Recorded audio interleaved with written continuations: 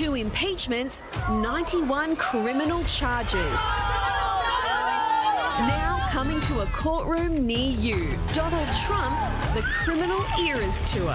Nobody's ever seen anything like it in this country. It's a disgrace. If you're one of the unlucky few to have missed out on Trump's many trials so far, then good news. Today, Justice Juan Merchan set some exciting new dates. March 25th will be the first criminal trial, based on what we know right now, against former President Donald Trump. That means there are now more chances to catch the disgraced former president on his tour across America's legal system, hitting all the major court venues as he covers all his big eras, like the highly sensitive documents kept in the bathroom era. A court hearing is underway involving the classified documents found at former President Donald Trump's Mar-a-Lago estate. The paying off a porn star era. 34 counts of falsifying business records related to the hush money payment to Stormy Daniels.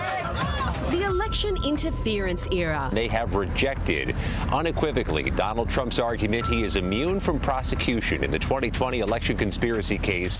And the election interference, but this time in the state of Georgia era. Former President Donald Trump has pleaded not guilty, meddling in the 2020 presidential election in Georgia. I mean, to get a sense of just how crazy Trump really is, you can't just go to the big rallies, the big shows. You got to get that intimate nightclub vibe you can only get in a packed courtroom. You see the hair, you see the fake tan, you hear the stupid things he says. This isn't just business as usual for Donald. This is the tour that could change everything, with critics already raving. 70% of Americans wouldn't vote for him if convicted of a felony crime by a jury. Big question now is whether Trump's real fans stick with him. They love the old stuff, the Russia, Russia, Russia, even the P tape. But what about trying to overthrow American democracy? That's what we're going to find out. Fans of his old stuff can hear all his classic defences, like...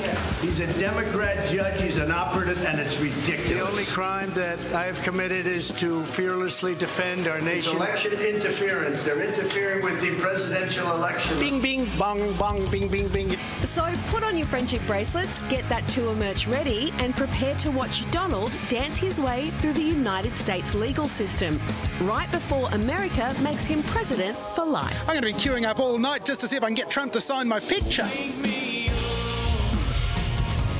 This Trump tour, Nick Wright, this is your area of expertise, is looking worse and worse, more just crazy by the day. But my question is, what is the real likelihood that the 45th president of the USA could go to jail and then behind bars remain and rule as president? So I think he's going to end up in some form of government accommodation. The question is whether it's the White House with pillars or whether it's a federal penitentiary with iron bars. I mean, it's so dizzying, isn't it? I mean, just watching that package, it's so confusing. There's so many legal cases happening at the same time. It's like a strobe effect. And with Joe Biden, of course, there's a laser effect. We just focus on one thing, which is his age. And so we're in this bizarre situation where the 91 criminal charges against Donald Trump become less of a deal than Joe Biden's 81 years. But do you think the polling's correct? Do you think that his fans will be deterred by a conviction? Oh, look, I think if you wear a MAGA cap, a Make America Great Again red cap, you're not going to worry about this at all. You see it as a witch hunt. You see these as democratic prosecutions. He becomes a martyr of sorts. Exactly. Yeah. It plays into this sense of shared victimhood. He becomes a MAGA martyr. But the key people that are going to decide these elections are not those people who are like a cult-like following for Donald Trump.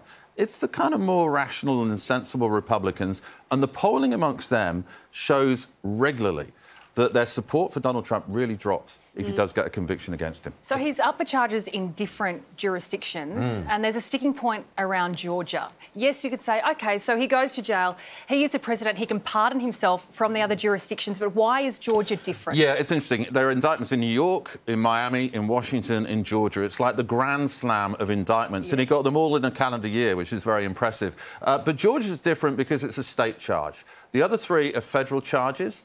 And the significance of the state charges, he cannot pardon himself. As president, you've given this pardoning power. Now, it's by no means clear that a president can pardon themselves. That would have to be decided, probably by the Supreme Court. But what we do know is a president can't pardon himself in a state trial. And that's why the Georgia trial is so significant. They brought it on what are called RICO charges. Now, that is the sort of thing that usually gets hit with, they target mafia bosses with.